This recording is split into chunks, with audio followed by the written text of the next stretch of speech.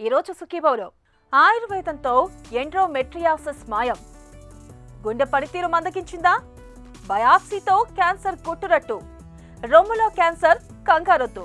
ఇంకా health tip. నెలసరి రోజుల్లో కడుపు నొప్పితో బాధపడడం మనలో చాలా మందికి అనుభవమే.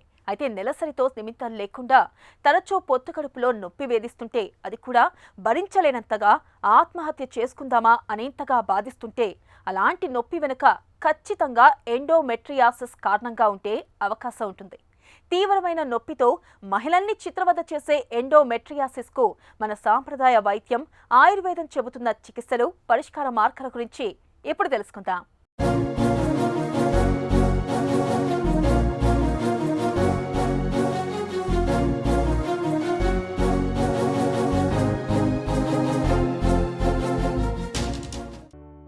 పొత్తి కడుపులో నొప్పి ప్రతి స్త్రీ జీవితంలో ఎప్పుడోసారి ఎదుర్కొనే సమస్య ఇది. సున్నితమైన పునరుత్పత్తి అవయవాలు ఉండే పొత్తికడుపు ప్రాంతంలో నొప్పి అన్నది ఏ సమయంలోనైనా బాధించొచ్చు. కొందరికి నొప్పి రోజంతా బాధిస్తుంటే, మరికొందరికి తరచుగా అప్పుడప్పుడు వచ్చిపోతుంటుంది. కొంతమందిలో పొత్తికడుపులో నొప్పి అనేది దీర్ఘకాలికంగా తయారై మనశ్శాంతి లేకుండా చేస్తుంటుంది. ఇలాంటి నొప్పి వెనక చాలా మందిలో గర్భాశయంలోని ఎండోమెట్రియాసిస్ పొర అనేది ఒక ప్రధాన కారణంగా ఉంటుంది. కొంతమందిలో ఈ ఎండోమెట్రియం పొర గర్భాశయం లోపలే కాదు, దాని బయట కూడా పొత్తికడుపులో అక్కడక్కడా ఇతరత్రా చోట్ల పెరుగుతూ నొప్పితో పాటు తీవ్ర సమస్యల్ని తెచ్చిపెడుతుంటుంది. గర్భాశయ ముఖద్వారం లోపల, గర్భసంచి లోపల ఉండేటువంటి ఎండోమెట్రియల్ లేయర్ లాంటిది తిరిగి పునరుత్పత్తి చెంది ఓవరీస్లో కానీ, ఫెలోపియన్ ట్యూబ్స్లో కానీ, సర్విక్స్లో కానీ, అబ్డామినల్ ఇన్నర్ పార్ట్స్లో ఆ కణజాలము లాంటి కణజాలమును ఉత్పత్తి చేసి స్త్రీలలో సివియర్ ముట్ల సమయములో తీవ్రమైన వేదన, డిస్మెనోరియా అంటారు. పెళ్ళైన ఉమెన్స్ లోపల డిస్పారూనియా, కలయిక లోపల తీవ్రమైన వేదన, ఈవెన్ యూరిన్ పోయినప్పుడు కానీ, టాయిలెట్ పోయినప్పుడు కానీ విపరీతమైన పొత్తి కడుపులో నొప్పి, వామిటింగ్సు, ఇట్లాంటి తీవ్రమైన ఇబ్బందులతో కూడి ఉండి సంతాన సాఫల్యత కలగకుండా చేయగలిగి ఉండేటువంటి వ్యాధి కాబట్టే ఇది అత్యంత ప్రాముఖ్యతను సంతరించుకున్నది. దీనికి కారణాలు వెతికినట్టయితే జెనెటికల్ ఫ్యాక్టర్స్ కానీ, ఎన్విరాన్మెంటల్ పొల్యూషన్ కానీ, లేదంటే మనం తీసుకునేటువంటి ఆహార విహారములు అయితేనేమి ముఖ్యమైనటువంటి భూమికను పోషిస్తున్నాయి. జెనెటికల్ ఫ్యాక్టర్స్, ఇది వంశపారంపర్యంగా వచ్చేది, మనం ఏం చేయలేం. తర్వాత ఎన్విరాన్మెంటల్ పొల్యూషన్, వర్క్ స్ట్రెస్, తీసుకునే ఆహారము ఇత్యాది. తర్వాత దీనివల్ల హార్మోనల్ వేరియేషన్ చేత ఎండోమెట్రియాసిస్ రావడానికి ఆస్కారం ఉంది. ఎండోమెట్రియాసిస్ పొర మందంగా పెరిగి దాని మూలంగా పొత్తికడుపులో నొప్పి తరచూ వచ్చిపోతూ బాధిస్తున్నప్పుడు ఆహారపరమైన జాగ్రత్తలతో పాటు జీవన సరళిలోనూ కొన్ని ప్రత్యేక జాగ్రత్తలు తీసుకుంటే మంచి ఫలితం ఉంటుంది. ముఖ్యంగా సాత్విక ఆహారాల్ని తీసుకోవాలి. బాగా నీళ్లు తాగాలి. దుంపకూరలు, వంకాయ వేపుళ్లను, కాఫీ, టీలను బాగా తగ్గించాలి. మొలకెత్తిన విత్తనాలు, పండ్లు, ఆకుకూరల్ని రోజువారీ ఆహారంలో ఒక భాగంగా చేసుకోవాలి. పొట్టలో నొప్పి ఎక్కువగా ఉన్నప్పుడు గోరువెచ్చటి నీళ్లతో స్నానం చేయటం, వేడి నీటితో కాపడం పెట్టుకోవడం మంచిది. పొత్తి కడుపులో నొప్పిని తగ్గించడానికి ఇంగువ బాగా పనిచేస్తుంది. ఇంగువను 1 గ్రాము మోతాదుగా ఆహారంలో కలిపి కానీ, నేరుగా నీళ్లతో కానీ తీసుకోవాలి. పొత్తి కడుపులో వేధించే నొప్పికి కలబంద అద్భుతంగా పనిచేస్తుంది. కలబంద గుజ్జు నుంచి రసం తీసి కొద్ది మోతాదులో తీసుకుంటే నొప్పి నుంచి మంచి ఉపశమనంగా ఉంటుంది. పొత్తి కడుపు నొప్పికి త్రిఫలా చూర్ణం కూడా బాగా పనిచేస్తుంది. రాత్రి నిద్రకు ముందు చిటికెడు కుంకుమ పువ్వును వేడి పాలతో కలిపి తీసుకుంటే నొప్పి నుంచి మంచి ఉపశమనం లభిస్తుంది. ఆయుర్వేద దృష్ట్యా చూసినట్టయితే దీనికి మహాయోని, వాతజ యోని వ్యాపత్ కింద తీసుకోవచ్చు. ఈ యోని వ్యాపత్ కింద తీసుకున్నట్టయితే మనము ఒక రకమైనటువంటి ఇదమిద్దంగా ఒక ప్రత్యేకమైనటువంటి చికిత్సా పద్ధతుల్ని మనం చూయించవచ్చు. శిగ్రు ఆకును యొక్క చూర్ణాన్ని డైలీ 5 గ్రామ్స్ ఉదయం రాత్రి ఇవ్వడం, వరుణాది కషాయాన్ని మనము పేషెంట్కు రోజు ఇవ్వడం, తర్వాత అశోకాకు సంబంధించినటువంటి అశోకారిష్ట కానివ్వండి, అశోకాది వటి కానీ, అశోకాది సత్వాన్ని కానీ మనం రోగికి ఇవ్వడము ద్వారా మనం చేయడం. తర్వాత అశోకాది ఘృతమును మనం రోజు 5 grams మార్నింగ్ అండ్ ఈవినింగ్ పాలల్లో కలిపి ఇవ్వడం ద్వారా ఇది జనరల్ ఆయుర్వేదిక్ ప్రాక్టీషనర్ చేసేటువంటి పని. దీనిలో ప్రత్యేకమైనటువంటి స్పెషాలిటీ వర్క్ ఏంటంటే ఉత్తరవస్తి ద్వారా వరుణాది ఘన కషాయంతో తయారు చేసినటువంటి ఘీ బేస్డ్ మెడిసిన్ను ఉత్తర బస్తీ ద్వారా యోని మార్గము గుండా మనము 7 to 14 days 10 to 20 mlను మనము ఒక ప్రత్యేకమైన ఎసెప్టిక్ కండిషన్స్లో ఇవ్వడము. దీని ద్వారా యోని అంతర్గతంగా యూట్రైన్ అంతర్గతంగా ఉండేటువంటి ఇన్ఫెక్షన్ను కంట్రోల్ చేసినటువంటి కేసులు చాలా ఉన్నాయి. అట్లాగే పెల్విక్ ఇన్ఫ్లమేటరీ డిసీజ్ అనేటువంటిది పిఐడి చాలా కామన్, లో బ్యాక్కి ఎక్కువగా ఉంటుంది. కాబట్టి కటిబస్తీ అనేటువంటి ఒక ప్రత్యేకమైనటువంటి పంచకర్మ విధానాన్ని కూడా ధన్వంతరి తైలాన్ని మనం రోజు నడుం భాగం లోపల పిండి కట్టి 10 to 30 minutes చేయడం. తర్వాత శోధన శమన చికిత్సల ద్వారా ఈ వ్యాధికి ఆయుర్వేదం ద్వారా తప్పకుండా ఉపశమనాన్ని కలిగించవచ్చండి. పొత్తి కడుపులో నొప్పి బాగా తీవ్రంగా ఉన్నప్పుడు అర చెంచాడు వసపొడిని వేడి నీళ్లతో కలిపి రోజుకు 2 సార్లు తీసుకుంటే నొప్పి నుంచి మంచి ఉపశమనం లభిస్తుంది. 1 చెంచాడు నల్ల నువ్వులు, అర చెంచాడు జీలకర్ర తీసుకుని వీటికి కొద్దిగా బెల్లం కలిపి చూర్ణంగా నూరి 2 పూటలా తీసుకుంటున్నా మంచి ఫలితం కనిపిస్తుంది. మందార పువ్వులను మజ్జిగతో కలిపి ముద్దగా నూరి పూటకు 2 చెంచాల వంతున రోజుకు 2 పూటలా తీసుకుంటే పొత్తి కడుపులో నొప్పి ఇట్టే తగ్గిపోతుంది. ప్రతిరోజు యోగాసనాలు వేయడం మేలు. పొత్తి కడుపులో నొప్పి అనేది ఎంతకీ తగ్గకుండా వేధిస్తున్నప్పుడు రజ ప్రవర్తిని వటి, అశోకారిష్టం, కుమార్యాసవం, టంకణ భస్మం, వంగభస్మం వంటి ఔషధాల్ని డాక్టర్ పర్యవేక్షణలో కొంతకాలం పాటు వాడుకుంటే వేధించే ఎండోమెట్రియాసిస్ మూలంగా వచ్చే పొత్తి కడుపు నుంచి త్వరగా బయటపడొచ్చు. హార్ట్ ఫెయిల్యూర్ అనగానే మనలో చాలా మంది గుండె కొట్టుకోవడం ఆగిపోయిందని అనుకుంటారు. కానీ అది నిజం కాదు. గుండె కొట్టుకోవడం ఆగిపోవడం అంటే అది sudden cardiac arrest. Heart failure అంటే గుండె పనితీరు మందగించిపోవడం అన్నమాట. 100% పనిచేయాల్సిన గుండె 40%, 30% పనిచేయడం వల్ల మన శరీరానికి తగినంత రక్తం, ప్రాణవాయువు అందని పరిస్థితులు ఎదురవుతాయి. మనిషికి క్రమంగా జీవోత్సవంలా మార్చేసి దీర్ఘకాలిక జబ్బు హార్ట్ ఫెయిల్యూర్ గురించిన పూర్తి వివరాలు ఇప్పుడు తెలుసుకుందాం. కార్డియాక్ అరెస్ట్ వేరండి, హార్ట్ ఫెయిల్యూర్ అంటే వేరు. హార్ట్ ఫెయిల్యూర్ అంటే హార్ట్ పంప్ చేస్తుంటుంది, అంటే హార్ట్ పని చేస్తూనే ఉంటుంది, కానీ సరిపడినంత పని చేయకపోవడం వలన మన శరీరానికి సరిపడినంత బ్లడ్ని హార్ట్ పంప్ చేయలేకపోతుంటుంది. కార్డియాక్ అరెస్ట్ అంటే హార్ట్ పూర్తిగా పని చేయటం మానేయటం, అంటే అసలు హార్ట్ బీటింగ్ అనేది లేకుండా ఉండటాన్ని కార్డియాక్ అరెస్ట్ అంటారు. సో హార్ట్ సరిపడినంత బ్లడ్ పంప్ చేయలేకపోవడానికి అనేక కారణాలు ఉంటాయండి. ఇప్పుడు మన హార్ట్లో అనేక భాగాలు ఉంటాయి. ఈ భాగాల్లో ఏది సరిగా పని చేయలేకపోయినా అల్టిమేట్గా హార్ట్ సామర్థ్యం అనేది తగ్గిపోవచ్చు అన్నమాట. అంటే ఉదాహరణకి హార్ట్ కండరం బలహీన పడిపోతే హార్ట్ సరిపడినంత పంపింగ్ చేయలేకపోవచ్చు. ఇలా హార్ట్ కండరం బలహీన పడటానికి కొద్దిమందికి ఏంటంటే గుండె రక్త సరఫరాలో ఏదైనా పూడికలు ఉండి హార్ట్ అటాక్ వచ్చి దానివలన హార్ట్ మజిల్ డ్యామేజ్ జరిగి హార్ట్ సామర్థ్యం తగ్గిపోవచ్చు. కొద్దిమందిలో గుండె రక్త సరఫరా బాగానే ఉన్నా కూడా గుండె కండరమే వీక్ అయ్యి ఇలాగ హార్ట్ ఫెయిల్యూర్ అనేది రావచ్చు. ఒక పేషెంట్లో హార్ట్ ఫెయిల్యూర్ ఉన్నది అనేది ఒకటి పేషెంట్ లక్షణాలను బట్టి, 2 పేషెంట్ని మనం పరీక్ష చేసి చూసినప్పుడు ఆయనకున్న ఫైండింగ్స్ని బట్టి, 3వది కొన్ని ఇన్వెస్టిగేషన్స్ బట్టి మనం నిర్ధారించడం జరుగుతుంటుంది అనమాట. అంటే బాగా నీరసంగా ఉండటం, ఆయాసంగా అనిపించటం, దడగా అనిపించటం, కాళ్ళవాపులు రావటం, కడుపు పొంగటం, ఇలాంటి లక్షణాలు కనిపిస్తుంటే హార్ట్ ఫెయిల్యూర్ సిమ్టమ్స్ అయ్యే అవకాశం ఉంది. హార్ట్ ఫెయిల్యూర్ ట్రీట్మెంట్ అనేది ఏ కారణం వలన హార్ట్ ఫెయిల్యూర్ వచ్చింది అనే దాన్ని బట్టి కూడా ఉంటుందండి. ఒకటి, మన హార్ట్ సామర్థ్యం తగ్గినప్పుడు హార్ట్ సామర్థ్యం పెంచడానికి కొన్ని మందులు ఉంటాయి, ఆ మందులు పెట్టడం. హార్ట్ మీద లోడ్ తగ్గడానికి కొన్ని మందులు ఉంటాయి, ఆ మందులు కూడా పెట్టడం జరుగుతుంటుంది. అండ్ అదే సమయంలో ఇలా హార్ట్ ఫెయిల్యూర్ రావడానికి కారణం ఏంటనేది చూసుకుని దాన్ని కూడా సరి చేయాల్సిన అవసరం ఉంది. అంటే ఉదాహరణకి గుండె రక్త సరఫరాలో పూడికలు ఉండి వాటి వలన గుండెకి రక్త సరఫరా సరిగ్గా జరగక హార్ట్ సామర్థ్యం తగ్గటం, ఫెయిల్యూర్ రావటం అనేది ఉంటే యాంజియోగ్రామ్ చేసి ఆ లోపల ఉన్న బ్లాక్స్ని సరి చేసుకోవటం అనేది కొద్దిమందిలో చేయాల్సి వస్తుంది.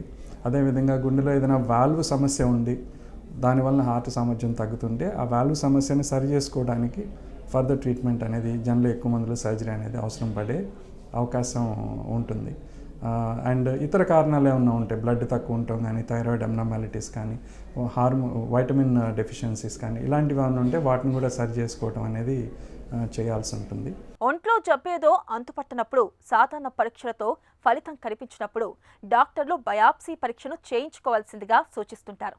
అనారోగ్యానికి గురైన భాగం నుంచి ముక్కను సేకరిస్తారు కాబట్టి ఈ పరీక్షను వాడుకలో ముక్క పరీక్ష అని కూడా పిలుస్తారు. అయితే మనలో చాలా మందిలో ఉన్న అనుమానం ఏంటంటే క్యాన్సర్ అని అనుమానించినప్పుడే బయాప్సీ చేస్తారని అనుకుంటారు. నిజానికి క్యాన్సర్ అనుమానం ఉన్నప్పుడే కాదు, ఇతరత్ర జబ్బుల్లోనూ ఖచ్చితమైన వ్యాధి నిర్ధారణ కోసం బయాప్సీ చేస్తుంటారు.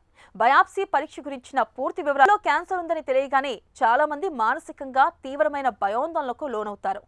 బ్రెస్ట్ క్యాన్సర్కు సరైన చికిత్సలు లేవని, ఇక మరణం తప్పదని భయపడిపోతున్నారు. నిజానికి ఆధునిక వైద్యంలో బ్రెస్ట్ క్యాన్సర్కు ఇవాళ సర్జరీలు మొదలుకొని కీమో, రేడియేషన్ల వరకు చక్కటి చికిత్సలెన్నో అందుబాటులో ఉన్నాయి. అయితే ఈ చికిత్సలపై సరైన అవగాహన లేకపోవడం అనేది అతివల పాలిట శాపంగా మారుతుంది. ఈ అనవసర భయాందోళనల్ని పారదోలడానికి చికిత్సల సమయంలో కౌన్సిలింగ్ ఇవ్వడం చాలా అవసరమని చెబుతారు డాక్టర్లు. రొమ్ము క్యాన్సర్ విషయంలో కౌన్సిలింగ్ ప్రాధాన్యం గురించి డాక్టర్ని అడిగి ఇప్పుడు తెలుసుకుందాం.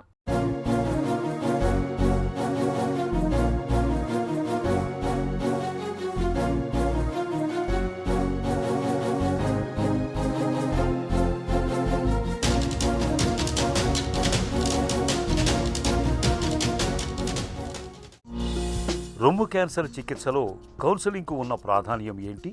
క్యాన్సర్ కేవలం శరీరంకి మాత్రమే ఎఫెక్ట్ చేయదు, మానసికంగా ఎంతో ప్రభావం ఉంటుంది. అందుచేత తొందరపాటు లేకుండా డాక్టర్ యొక్క ముఖ్య కర్తవ్యం ఏంటంటే ఆ పేషెంట్కి ధైర్యం ఇవ్వటం, ఆ కుటుంబ సభ్యులకి ధైర్యం ఇవ్వటం, భరోసా ఇవ్వటం. అది డాక్టర్ యొక్క మొట్టమొదటి కర్తవ్యం. ట్రీట్మెంట్ చేసే ముందు ఇది చాలా ఇంపార్టెంట్. రొమ్ము క్యాన్సర్ చికిత్సలో కౌన్సిలింగ్ విధి విధానాలు ఎలా ఉంటాయి? స్టేజింగ్ టెస్ట్, క్యాన్సర్ అనే నిర్ధారణ అయ్యాక క్యాన్సర్ ఎక్కడైనా స్ప్రెడ్ అయిందా లేదా అనేది కొన్ని టెస్ట్ చేయటం జరుగుతుంది. ఈ టెస్ట్ అయిన అనంతరం ఒక మల్టీ డిసిప్లినరీ టీమ్, అంటే surgeon, radiologist, pathologist, medical oncologist, radiation oncologist ఆ పర్టికులర్ పేషెంట్కి ఏం ట్రీట్మెంట్ ఇస్తే బాగుంటుంది అనేది డిసైడ్ చేయటం జరుగుతుంది. ఈ మల్టీ డిసిప్లినరీ టీమ్ డెసిషన్ మరలా పేషెంట్ దగ్గర వారికి అర్థమయ్యే భాషలో క్లుప్తంగా చెప్పి, అర్థం కాకపోతే మళ్ళా ఎక్స్ప్లెయిన్ చేయటం అనేది డాక్టర్ యొక్క కర్తవ్యం. ఈ కౌన్సిలింగ్ చేయటం చాలా ఇంపార్టెంట్. నా ఉద్దేశంలో ట్రీట్మెంట్లో 50% ఇంపార్టెన్స్ ఈ కౌన్సిలింగ్కి ఇవ్వాల్సిన అవసరం ఉంది. రొమ్ము క్యాన్సర్ నిర్ధారణ చేయటానికి ట్రిపుల్ అసెస్మెంట్ అనేది చాలా ఇంపార్టెంట్. అంటే డాక్టరు హిస్టరీ తీసుకుని పేషెంట్ని పరీక్ష చేయటం, అది ఫస్ట్ కాంపొనెంట్.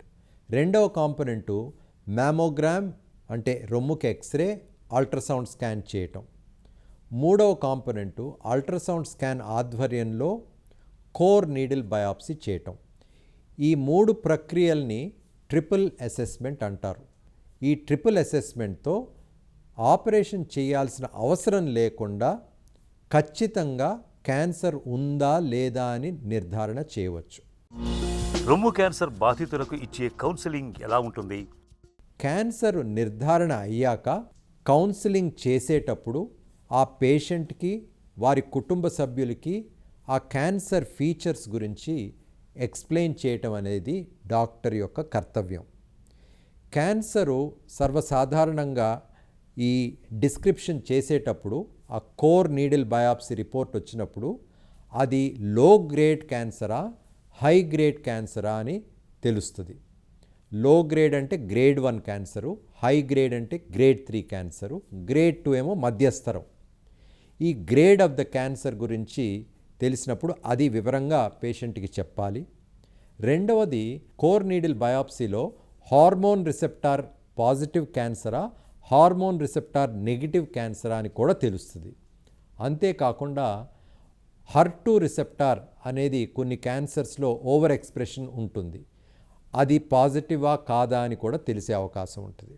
అంతేకాకుండా ఈ ట్రిపుల్ అసెస్మెంట్ భాగంలో అల్ట్రాసౌండ్ స్కాన్ చేసినప్పుడు చంకలో ఉండే లింఫ్ గ్రంథాలకి ఫస్ట్ రొమ్ము క్యాన్సర్ వెళ్ళే అవకాశం ఉంటుంది కాబట్టి ఆ రిపోర్ట్లో అల్ట్రాసౌండ్ రిపోర్ట్లో చంకలో ఏమైనా లింఫ్ నోడ్ అబ్నార్మాలిటీస్ ఉన్నాయా లేదా కూడా తెలిసే అవకాశం ఉంటుంది. ఇవే కాకుండా స్టేజింగ్ అంటే క్యాన్సరు రొమ్ము నుంచి ఇంకెక్కడికైనా వెళ్ళిందా లేదా అని స్టేజింగ్ టెస్ట్ ద్వారా తెలుసుకోవటం జరుగుతుంది.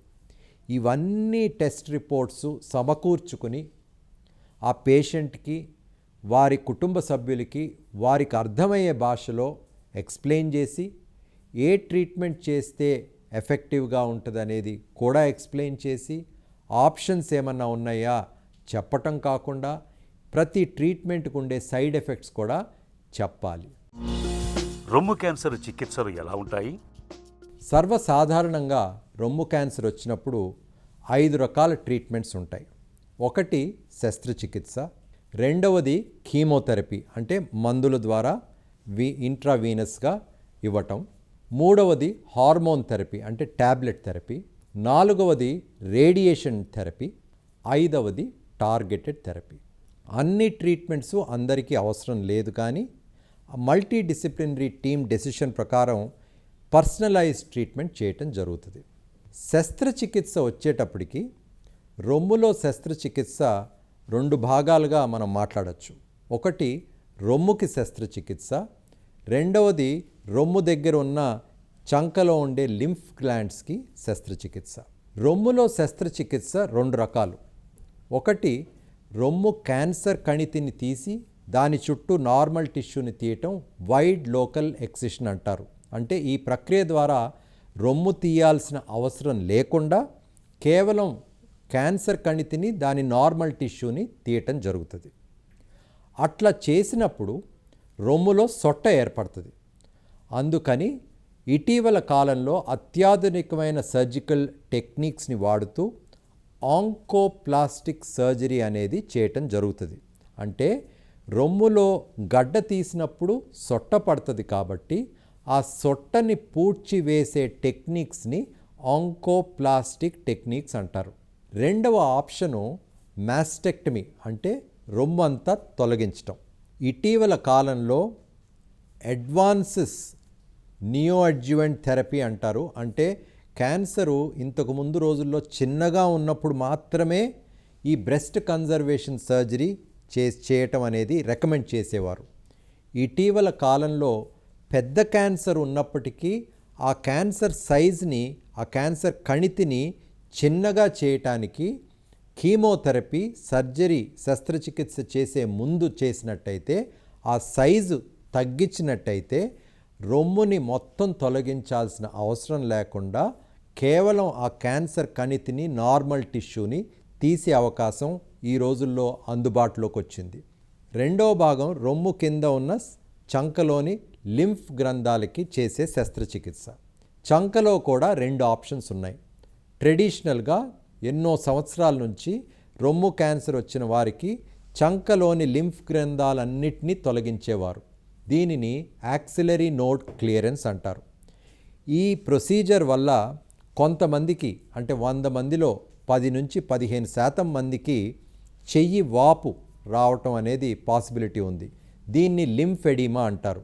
అంతేకాకుండా చంకలోని లింఫ్ గ్రంథాలు అన్నీ తీసినప్పుడు అక్కడ నర్వ్స్ డ్యామేజ్ అయ్యే అవకాశం ఉంటుంది. కాబట్టి ఇటీవల కాలంలో సెంటినల్ నోడ్ బయాప్సీ అనే ఒక మినిమలీ ఇన్వేజివ్ ప్రొసీజర్ చంకలో చేయటం జరుగుతుంది. ఆ సెంటినల్ నోడ్ బయాప్సీ అంటే ఏంటంటే రొమ్ములో క్యాన్సర్ వచ్చినప్పుడు మొట్టమొదట వెళ్ళేది 1, 2, 3 లింఫ్ నోడ్స్కి ఫస్ట్ అది సోకే అవకాశం ఉంటుంది, క్యాన్సర్ స్ప్రెడ్ అయ్యే అవకాశం ఉంటుంది. అంటే ఆ సెంటినల్ లింఫ్ నోడ్స్ మాత్రమే ఇన్వాల్వ్ అయినాయా లేదా అని ఈ సెంటినల్ నోడ్ బయాప్సీ ద్వారా తెలుసుకోవచ్చు. తెలిస్తే జయం, తెలియకపోతే భయం. రొమ్ము క్యాన్సర్కు ఈ వ్యాఖ్యలు చక్కగా సరిపోతాయి. కౌన్సిలింగ్ సాయంతో చికిత్సలపై అవగాహన పెంచుకుంటే రొమ్ము క్యాన్సర్ని సులువుగానే జయించవచ్చు. సర్జరీ, కీమో, రేడియేషన్ చికిత్సల సాయంతో బ్రెస్ట్ క్యాన్సర్ నుంచి పూర్తిగా బయటపడొచ్చు. ఇక ఈ రోజు కార్యక్రమాన్ని ముగించే ముందు స్టార్ హాస్పిటల్ సమర్పించు ఒక చిన్న చిట్కా మీకోసం. గొంతు నొప్పితో బాధపడుతున్నప్పుడు 2 చెంచాల తులసి రసంలోకి 1 చెంచాడు తేనెను కలిపి తీసుకోండి. గొంతు నొప్పి నుంచి మంచి ఉపశమనం లభిస్తుంది.